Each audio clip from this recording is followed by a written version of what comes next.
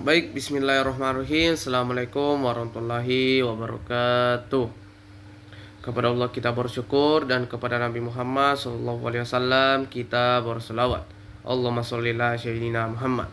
Baik, perkenalkan nama saya Muhammad Ashraf Muhram Firdaus. Saya mahasiswa dari Prodi Hukum Tata Negara kelompok 4 dengan NIM 7423520240093 Fakultas Syariah.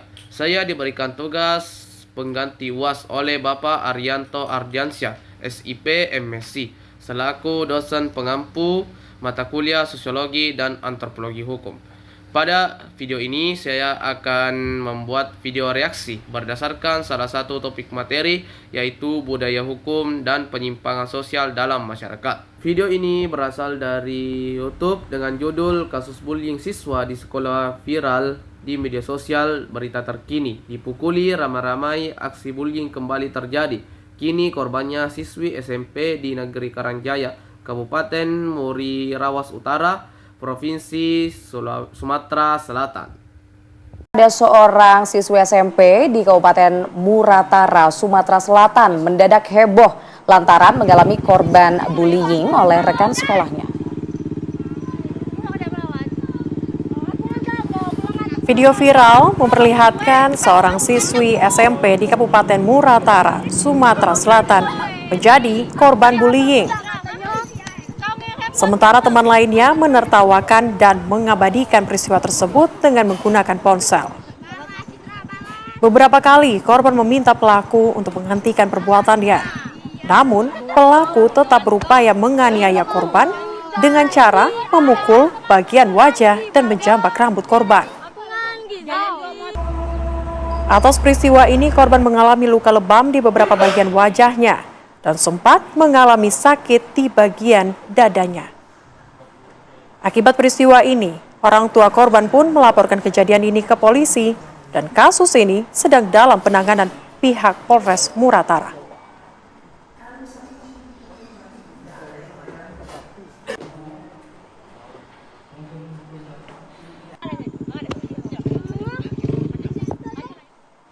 Video ini menampilkan sebuah kasus bullying yang dilakukan oleh beberapa siswa kepada temannya sendiri.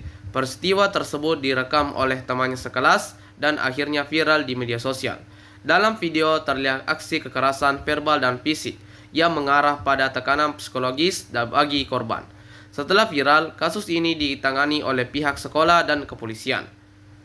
Kasus ini menggambarkan sebagaimana budaya hukum masyarakat masih lemah. Adapun beberapa indikatornya, yaitu anak-anak belum memiliki kesadaran hukum karena hukum perkembangan kognitif, emosional, dan sosial mereka belum matang.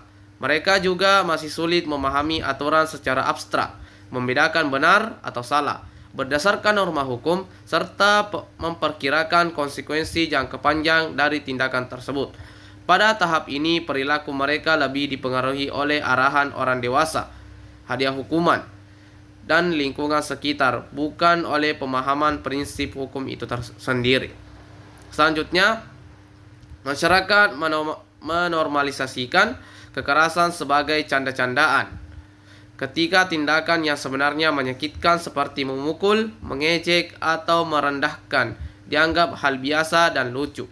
Pola ini muncul karena budaya permisif, kurangnya pendidikan tentang batasan perilaku, serta anggapan bahwa selama dilakukan antar teman maka tidak berbahaya. Akibatnya, perilaku agresif tidak lagi dipandang sebagai kekerasan, sehingga sulit dihentikan dan sering berkembang menjadi perundungan.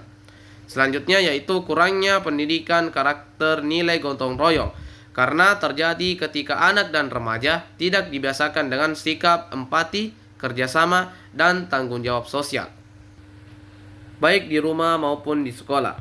Tanpa pembiasaan itu, hal ini melemahkan budaya saling membantu yang menjadi dasar kehidupan bermasyarakat.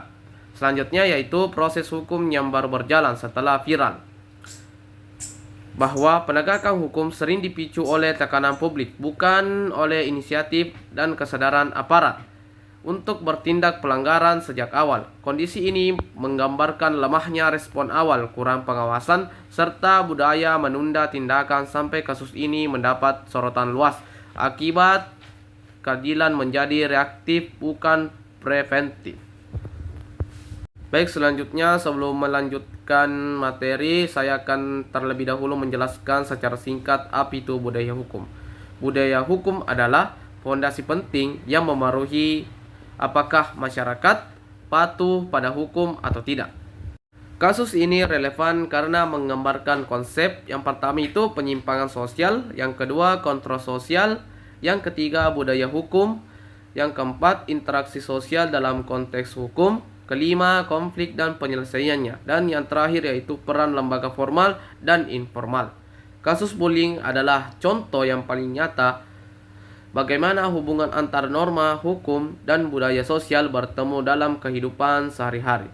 Dalam kasus ini, masyarakat dapat belajar bahwa kesadaran hukum harus dibangun sejak dini. Orang tua, guru, dan lingkungan punya peran penting dalam mengontrol sosial. Budaya saling menghormati harus diperkuat. Media sosial bisa mempercepat penanganan kasus sekaligus memperburuk dampak psikologis.